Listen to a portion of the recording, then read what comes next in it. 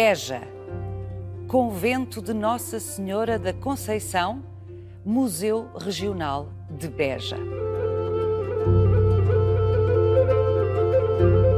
Aqui está sepultada uma das mulheres mais poderosas que Portugal conheceu, a infanta Dona Beatriz, Duquesa de Beja e de Viseu. Imensamente influente nos reinos ibéricos durante mais de 50 anos, senhora competente das Ilhas Atlânticas do Reino, Dona Beatriz foi a única governadora da Ordem de Cristo. Dona Beatriz era neta de Dom João I, bisneta de Dom Nuno Álvares Pereira. Foi mãe da Rainha Dona Leonor e do rei Dom Manuel I, para cuja ascensão ao trono contribuiu decisivamente.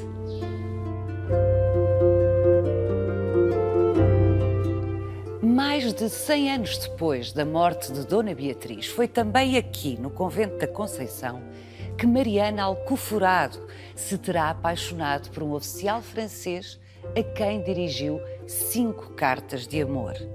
As cartas portuguesas, como ficaram conhecidas, não terão cativado o coração do francês, mas garantiram a Mariana um lugar para a posteridade no imaginário romântico.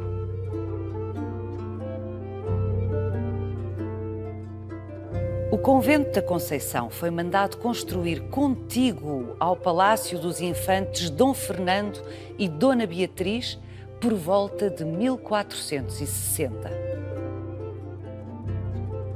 Desse imponente conjunto, só resta hoje parte do convento, porque o palácio foi demolido em 1895.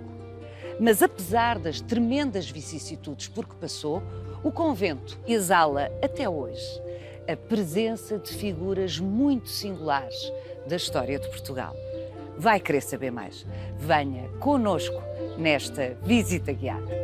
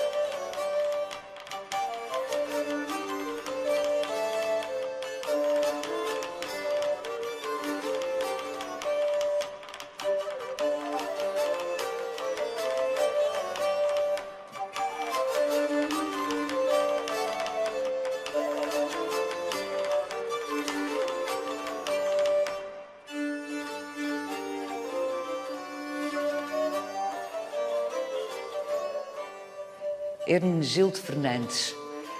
Nos anos 60 de 1400, estes azulejos maravilhosos vieram expressamente de Sevilha para decorar aqui a sala do capítulo do novíssimo Convento da Conceição. É verdade, o uso do tempo impunha a utilização de revestimentos azulejados. E isto é um convento ligado à família real, portanto, é um sítio onde se esperaria que houvesse um revestimento nobre na parede, aliás, dentro da melhor tradição da herança árabe na Península Ibérica, que é, no fundo, a fonte desses azulejos, porque em Sevilha continua-se a fabricar, mesmo depois da conquista de 1248. É sempre curioso, Hermenegildo, pensar que mesmo nos espaços religiosos cristãos não deixou de se usar essa decoração que remete para a tradição islâmica. Normalmente pensamos que há uma relação direta entre uma oposição cultural e uma oposição política e religiosa, e isso não é verdade. De facto, há uma espécie de cultura comum Sim, ibérica. Claro, os muçulmanos ocuparam a Península Ibérica durante séculos e séculos, mais tempo do que os romanos. Sim, de facto há uma cultura comum que é muito clara para quem vem de fora, os imigrantes de além Pirineus, do Reino de França, de Inglaterra, quando chegavam à Península Ibérica, percebiam que isto era um mundo diferente, e uma das coisas que eles achavam era que mesmo os cristãos da Península eram meio árabes, e, portanto, há uma espécie de sobrevivência da cultura material, sobretudo, das formas de viver do mundo árabe, as pessoas sentarem-se no chão entre almofadas, tapetes, ainda se faz isso na corte, no século XV, no século XVI e mesmo no século XVII. E depois esta ideia de revestir as paredes com estes tapetes azulejares, que fazem às vezes de tecidos, fazem às vezes das suspensões, que seriam muito mais caras, porque os têxteis eram muito caros.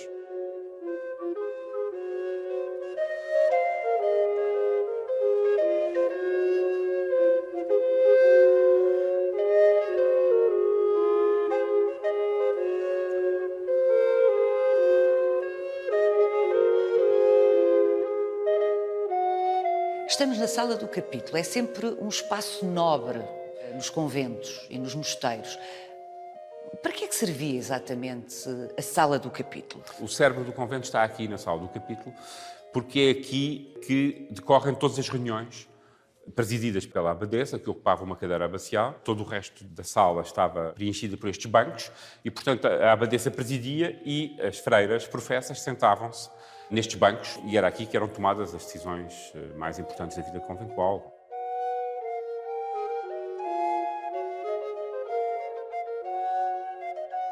Por volta de 1470 teria cerca de 14 freiras e depois vai crescendo paulatinamente. Os meados do século XVII passaram as 150 freiras. Tinham que se sentar muito juntas para ouvir... Não caberiam. E é só a partir dos meados do século XVIII que se começa a registrar um declínio do número. Um declínio do número de freiras, que não necessariamente um declínio económico do convento, que se mantém de resto muito pujante, mesmo para além do decreto de extinção das ordens masculinas de 1834 e de proibição de entrada de novas professas nas ordens femininas. A Dona Maria II é recebida aqui, no meio de um grande fausto, com a baixela de prata que vinha dos fundadores. Os fundadores, quem foram? Duas personagens muito influentes na história portuguesa do século XV, que são os infantes Dom Fernando e Dona Beatriz. Eram primos direito. Ele é filho do rei Dom Duarte e ela era filha do infante Dom João, que é um irmão mais novo do rei Dom Duarte.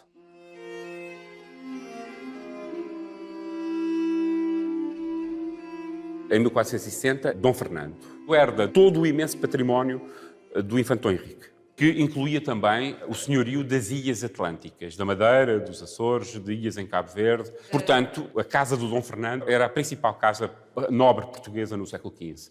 São parentes próximos dos reis de Castela, são parentes próximos do rei de Aragão. A Isabela Católica é sobrinha da infanta Dona Beatriz e, portanto, há uma ligação aos reinos ibéricos. Aos reinos ibéricos e a todo o Mediterrâneo Ocidental, porque, na verdade, a coroa de Aragão tinha um império que se estendia ao reino de Nápoles e, portanto, controlava, e às ilhas, e, portanto, controlava uma parte importante do Mediterrâneo Ocidental.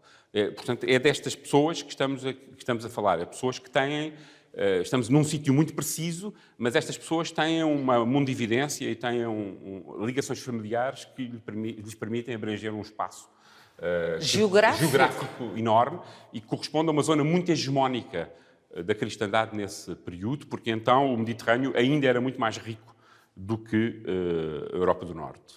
E isto que vemos à nossa volta é uma parte, é um indício da participação nessa riqueza e também... E nessa cultura. E também na expansão para o espaço atlântico, de que, aliás, eles são protagonistas e herdeiros.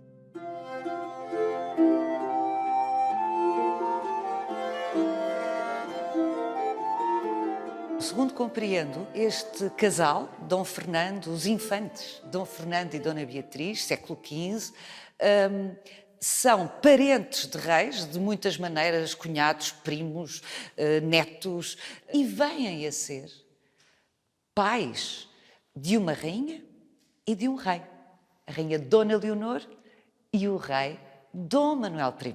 Eles têm uma descendência bastante grande, mas há 4 que vêm a desempenhar um papel muito importante. Uma porque se casa com o Duque de Bragança, que aliás será depois executado na Praça de Évora. Outro porque é o Duque de Viseu, que o rei Dom João II vai assassinar nos Passos de Setúbal, em 1484. Outra porque se casou com o Dom João II, Dona Leonor, que tem um papel político imenso na época. E, finalmente, o quarto é o rei Dom Manuel, que é o último filho, um filho improvável que nasce com a Dona Beatriz já com 40 anos, aquela personagem pela qual ninguém daria nada na linha de sucessão, beneficiando da morte precoce do irmão Dom João, que é o primeiro herdeiro do ducado, e depois do assassinato do outro irmão, assassinado aos 24 anos em Setúbal, acaba por herdar o ducado e acaba por conseguir navegar por entre as intrigas da corte do Dom João II, para, finalmente, beneficiando da morte do príncipe Dom Afonso, acabará por ser o herdeiro do reino.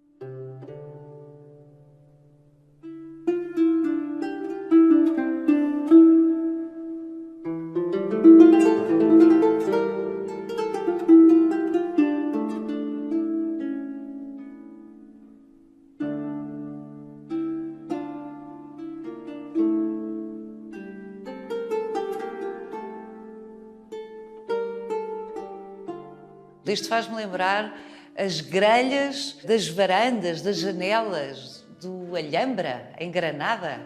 É o mesmo ambiente e é o mesmo modelo cultural, como acabámos de ver na sala do capítulo. O que estamos aqui a ver faz parte de um elemento de ligação entre duas construções, o Paço dos Infantes, portanto, o Palácio da Dona Beatriz e do Dom Fernando. Aqui em Beja? Aqui em Beja, numa rua que, aliás, por isso é conhecida como Rua dos Infantes, e o Convento da Conceição. É provável que as duas construções tenham progredido simultaneamente, haja campanhas de obras integradas, e sabemos que a maior parte dessas obras já estão concluídas em 1485. O que é importante aqui é esta ideia de ligação. Era uma ponte aérea, claro, coberta e protegida dos olhares públicos por esta grelha.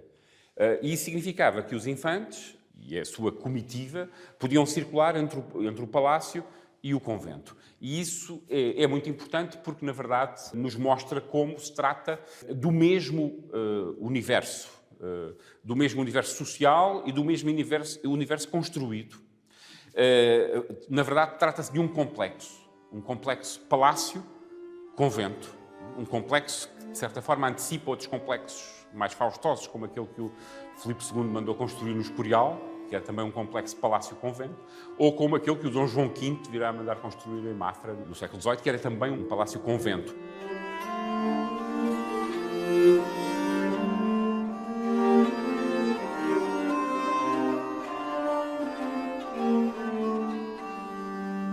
A infanta Dona Beatriz, foi ela a grande promotora da construção deste complexo, do convento. Tudo indica que ela tem uma função muito próxima e uma função muito diretiva nos assuntos do ducado, mesmo em vida do marido. É bastante claro que ela será a principal instigadora da fundação do convento, em 1459, não é? E a partir da morte do marido assume claramente uma liderança de tudo o que tinha a ver com a gestão do ducado e, efetivamente, o convento era um projeto importante nessa afirmação simbólica do poder dos duques. E, a partir dos anos 70 de 400, ela vai ter um papel decisivo nos negócios do reino. É uma época particularmente conturbada. É a velha ordem medieval que precede a união da coroa de Castela e de Aragão em final do século XV. Portanto, o final dos anos 70 de 400 são extremamente conturbados e serão marcados por um tratado. Em 1479, que é o Tratado de Alcáçovas, a Dona Beatriz, que tem de facto relações importantes do ponto de vista familiar nos vários reinos, tem um papel muito importante nessas negociações e isso vai perceber-se muito claramente no pré-acordo conhecido como Terçarias de Moura. A coroa de Castela e a coroa de Aragão, nesse caso, fizeram foi colocar a infanta Dona Isabel em Moura e a coroa portuguesa colocou o infante Dom Afonso. Ainda estamos com o rei português Afonso V vivo, que era o neto do rei e, portanto, o herdeiro do rei, que era uma criança de 4 anos, não é? E que foi colocado em Moura, juntamente com a Dona Isabel. Serviam de garantia, as terçarias... Mútua. De que não fariam guerra, não é? De que não fariam guerra e de que se aceitariam os termos do acordo. Quem garante esse acordo é justamente a Dona Beatriz, que se muda para Moura, para uns espaços que foram também arranjados para o efeito no Castelo de Moura, na Alcáçova, não é? E foi ela que ficou a garantir o acordo. Portanto, na verdade, o ponto talvez aqui mais importante é que ela não faz parte, ela própria não é refém, mas goza da confiança de ambas as partes. E goza de uma confiança suficiente para que seja ela a garantir o acordo e a guardar os infantes.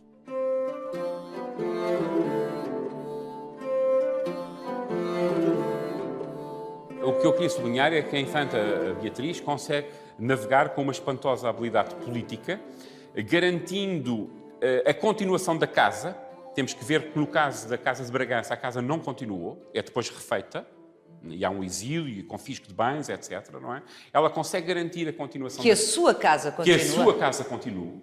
E consegue fazer com que o seu último filho e última esperança, Dom Manuel, assuma a casa e venha a suceder ao rei Dom João II. É certo que toda esta habilidade política não teria levado o Dom Manuel senão à condição de primeiro nobre português, se não tivesse acontecido aquele infeliz acidente ao príncipe Dom Afonso, na Ribeira de Santarém, que era o legítimo herdeiro da coroa, e, portanto, há aqui também alguma coisa de conjugação de fatores que escapavam à própria Dona Beatriz. Claro, mas a Dona Beatriz educou uma das suas filhas para ser rainha, Dona Leonor. É certo. Como já se viu com a própria Beatriz, a Dona Beatriz, que se tinha casado com o seu primo direito, o próprio pai dela tinha-se casado com uma sobrinha, e, portanto, havia uma grande tradição nesta casa de casamentos endogâmicos, de casamentos dentro da família. Dentro da família. A Dona Leonor virá, efetivamente, a ser rainha e a ser a mulher do Dom João, e, aliás,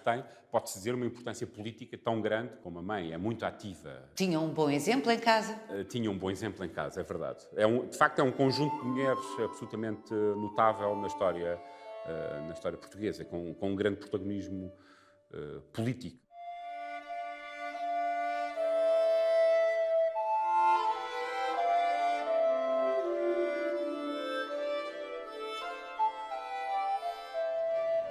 Hermenegildo Fernandes, aprendi consigo que esta fachada do Convento da Conceição é a única original.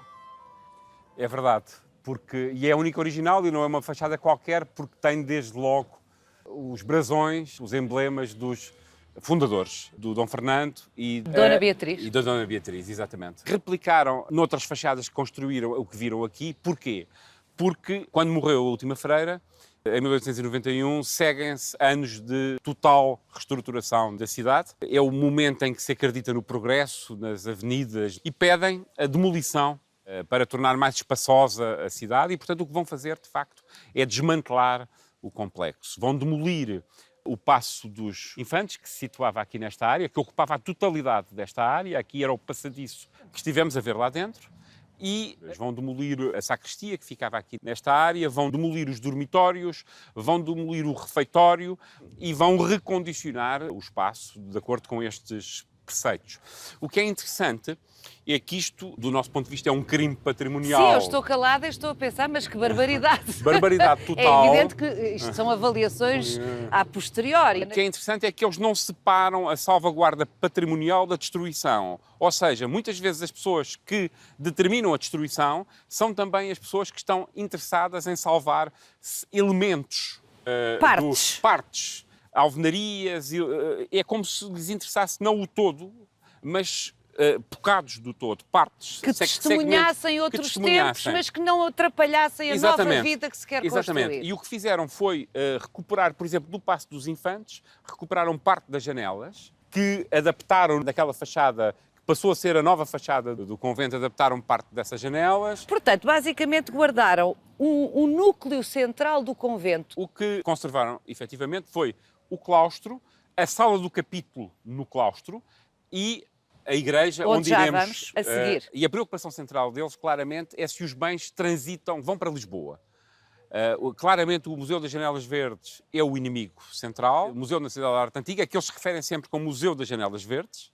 O Museu das Janelas Verdes é o grande inimigo. E há uma espécie de discurso anticentralista que transforma os museus nacionais numa espécie de sugadores da riqueza regional, que é contabilizada em contos. Eles dão sempre o valor das peças. Coisas, por exemplo, que eles temem muito que saiam. Os andores.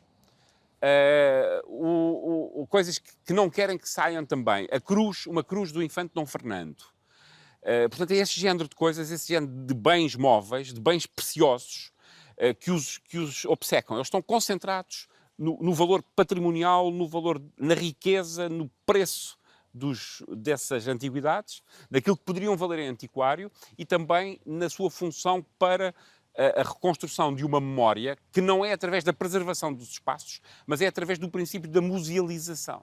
É uma ideia muito oitocentista. É uma ideia muito oitocentista, é a ideia do museu. A coleção das preciosidades, no fundo, é ainda muito uma ideia das do arquiteturas. Museu, herdeiro dos gabinetes de curiosidades do século XVII e do século XVIII.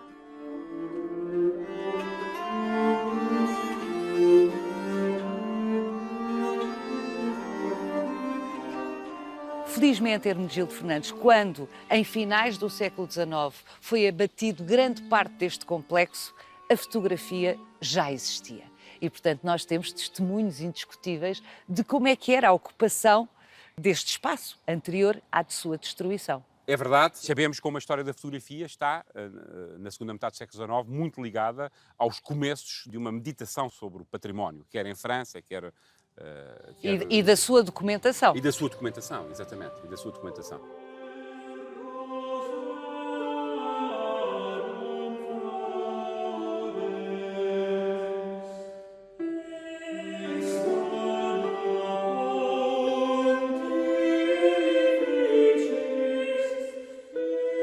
Hermenegildo, que igreja esplendorosa!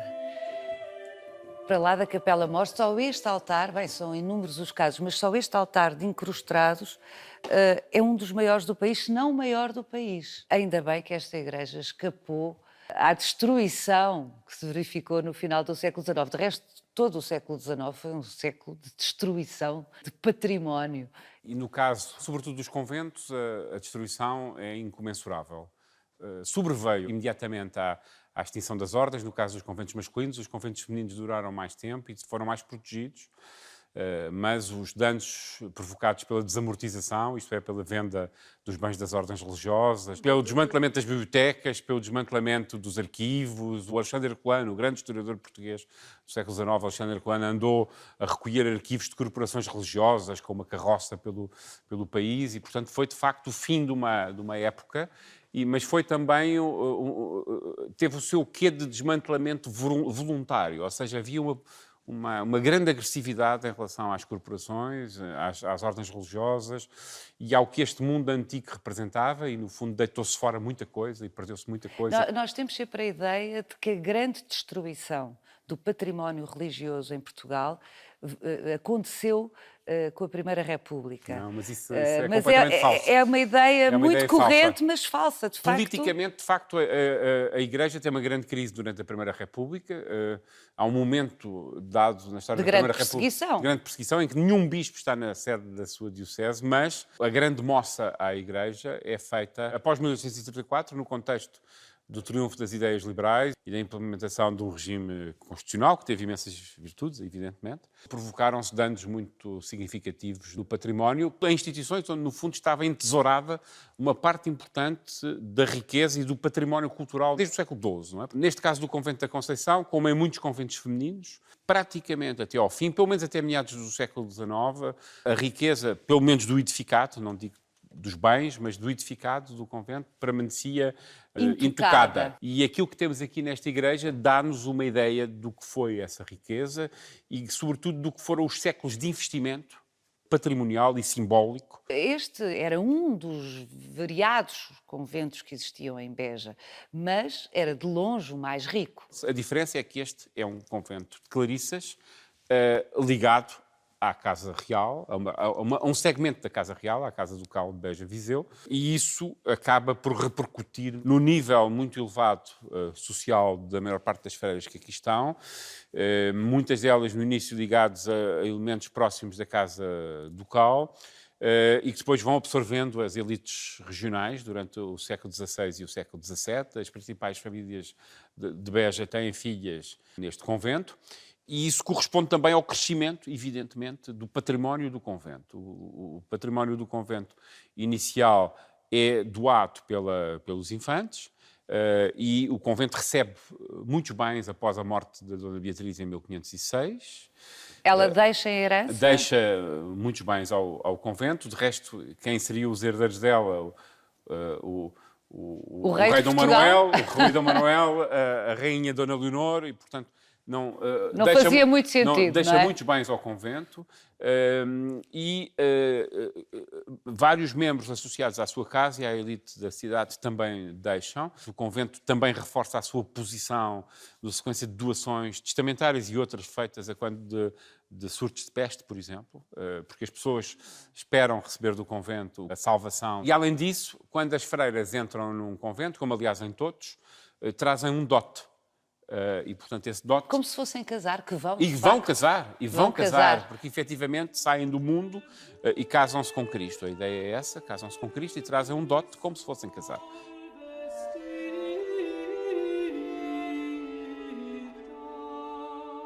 O século XVIII, como aliás em todo o lado, corresponde a um novo topo das entradas de financiamento no convento, que permite explicar aquilo que temos aqui, magnífica a precisar de limpeza, a precisar de restauros vários, mas efetivamente não há uma dúvida. A precisar de intervenção, a precisar de uma intervenção e recuperação forte. Urgentes.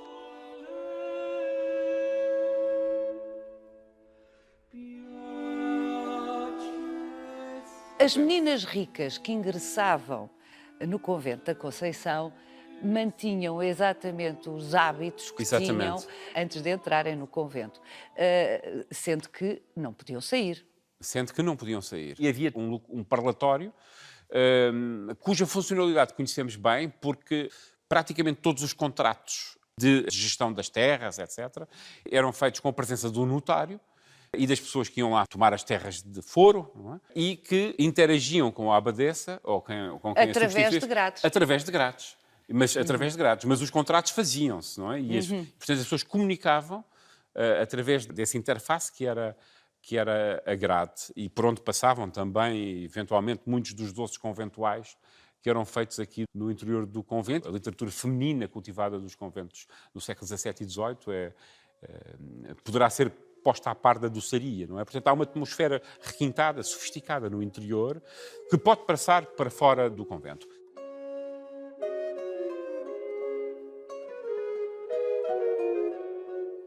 Em meados do século XVII, 200 anos depois deste convento ter sido fundado, 100 e tal anos depois de Dona Beatriz, a sua fundadora, ter morrido, Mariana Alcoforado entra no convento da Conceição. E eu agora vou conversar com o responsável pelo convento da Conceição e pelo Museu Regional de Beja, que está alojado no convento da Conceição, para rever um pouco a história de Mariana Alcoforado, que, se calhar, fez passar as suas cartas de amor ao oficial francês por entre as grades, como passavam os doces conventuais da Conceição.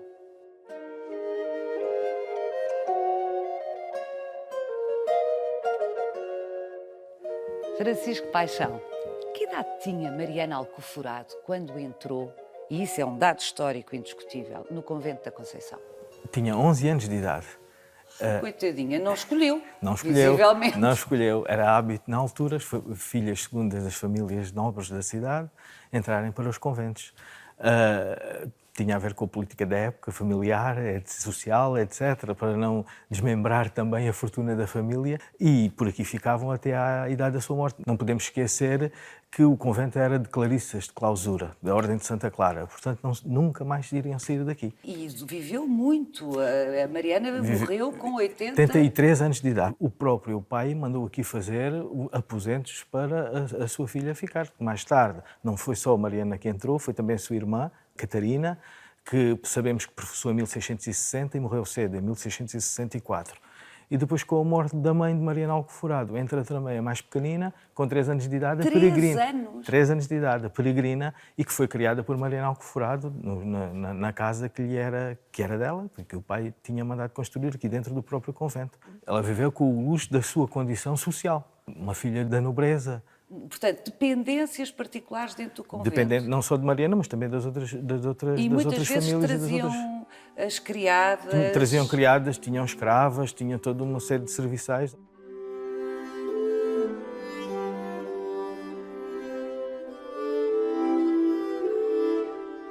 O Francisco sabe tão bem como eu que grande parte dos investigadores hoje dizem que a autoria das célebres cartas portuguesas não é de Mariana Alcoforado. Qual é a sua opinião?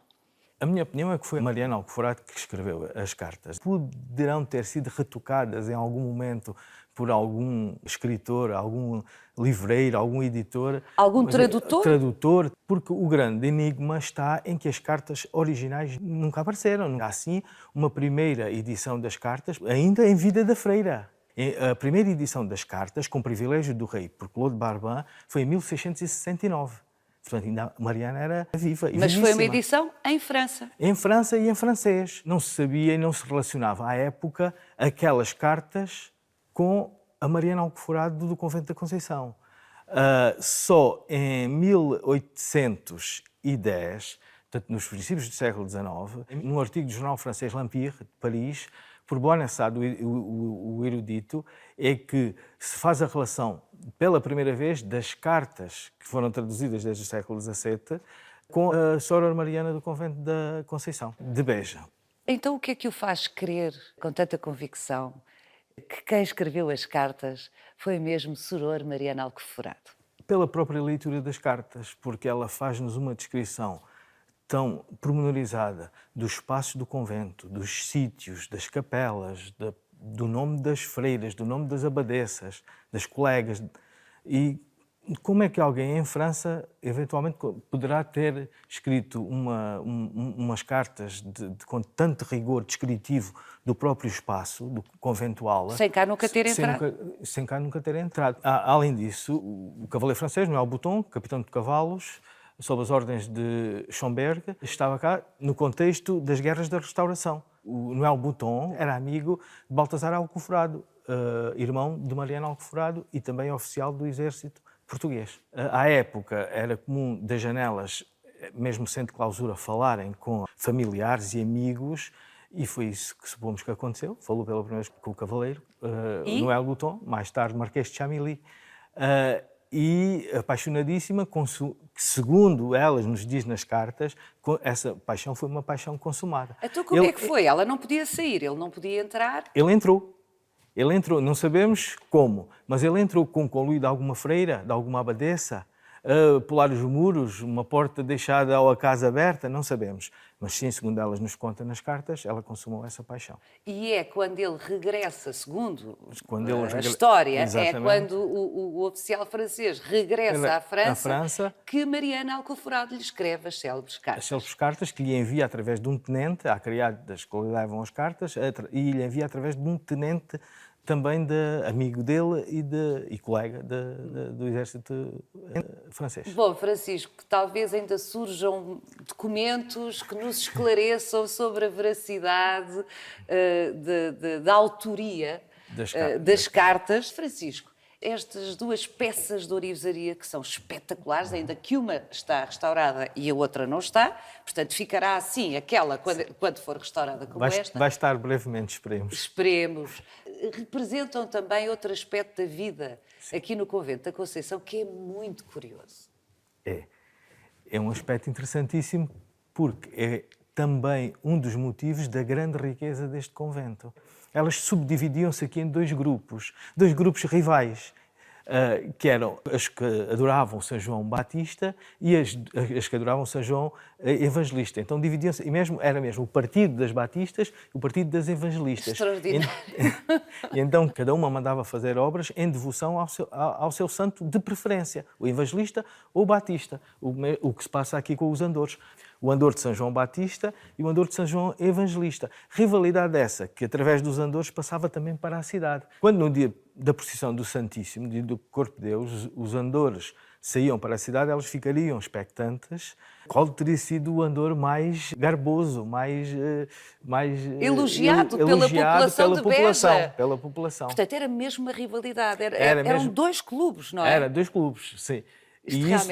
E essa rivalidade está espalhada em todo o convento, quer nos altares também, o altar de São João Batista, o altar de São João Evangelista, no claustro, temos a quadra de São João Batista, temos a quadra de São João Evangelista, todas elas dedicadas ao santo e com as mais variadas obras especificamente para aquele santo. Azulejaria, altares, talha, escreviam. No azulejo, na pintura, Soror Britis Batista Abadessa.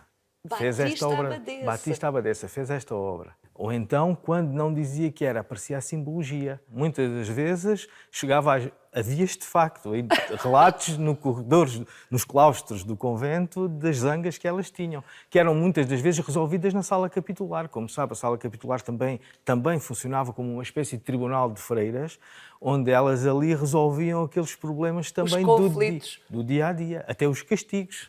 Francisco, também, se pensarmos um bocadinho, temos que as compreender. Elas não escolhiam vir para o convento, vinham muito jovens. Aborreciam-se, com certeza, tinham que se entreter com alguma coisa. E, no fundo, as paixões fora dos muros do convento eram as mesmas que elas viviam aqui dentro. Exatamente.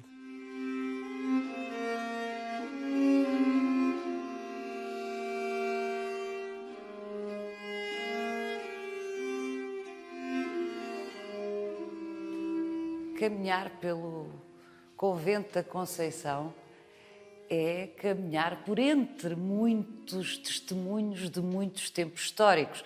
Desde logo, encontramos a cada passo neste convento peças de arqueologia da Antiguidade Clássica. Esta aqui é paradigmática. É verdade, o convento da Conceição é também museu, albergou o Museu de Beja, que se realizou durante o século XX, museu que, aliás, tem a ver não só com o espólio do convento da Conceição e dos outros conventos que foram desativados ao longo da segunda metade do século XIX, mas também com o riquíssimo património arqueológico da cidade. Não nos podemos esquecer que estamos na antiga sede de uma circunscrição administrativa do período romano. Uma cidade romana da antiguidade, com uma escala que nunca mais voltou a ter. Mesmo durante o período islâmico não volta a ter a mesma escala. Essa cidade parece estar ainda de pé durante uma parte importante do período islâmico. O que é certo é que os objetos romanos apareceram sempre ao longo da história da cidade por todo o lado. E isso interessou muito os colecionadores e talvez o primeiro grande colecionador foi o bispo de Beja, Frei Manuel do Cenáculo, que constituiu uma coleção impressionante que hoje se encontra em grande medida no Museu de Évora, mas muitas das peças da cidade continuam aqui. Estou a lembrar-me, por exemplo, dos capitéis do templo. São impressionantes. A escala, não é? E que remetem para um templo de grandes dimensões, de muito grandes dimensões, que aliás tem vindo a ser escavado. E depois há coisas de escala menor, como por exemplo esta cabeça de touro que aqui temos, mas que é uma recorrência na história da cidade, é seguramente um elemento pré-romano, e acabará por ficar ligado de forma totémica à cidade. Aliás, o selo da cidade medieval tem o touro. O touro é o emblema da cidade e há uma rua importante de Beja que é a Rua do Touro. Portanto, é perfeitamente natural a presença de materiais romanos, mas o museu tem também muitos outros materiais. O museu tem coleções incríveis de pintura, de escultura, de orivesaria. Já vimos aqueles dois andores que são uma amostra. Uma amostra daquilo que saiu daqui a quando do fim das ordens, uma quantidade impressionante de prata, muita da qual foi para Lisboa. Prata, pedras preciosas, ouro, portanto, um espólio riquíssimo. E ao que nos diz o Francisco Paixão, há muito mais coisas, não forçosamente de orivesaria, mas... E ainda, também, de salientar o espólio da Igreja de Santa Amaro, que não visitámos, que é parte do convento. A própria Igreja de Santa Amaro era uma igreja paleocristã, do período tardo-romano, visigótico, e que contém uma coleção muito, muito importante de peças do período visigótico. Tudo razões para que este museu venha a merecer, por parte das tutelas, um cuidado muito mais acentuado do que tem vindo a merecer.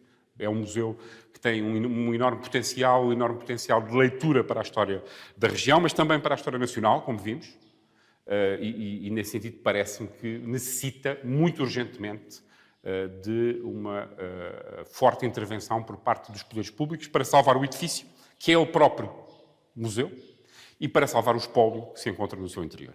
Francisco Paixão diz-nos que estão iminentes obras de recuperação das coberturas do edifício, mas são obras minimais, mesmo que envolvam algum dinheiro, são obras para não deixar isto ficar completamente estragado com infiltrações, etc. Mas, de facto, aquilo que este edifício e estas coleções precisam urgentemente, como bem diz, é de uma intervenção qualificada, musculada, que permita que nós possamos ler quer o que resta do Convento da Conceição, quer as muitas peças das maravilhosas coleções que tem, com outra visibilidade e qualidade.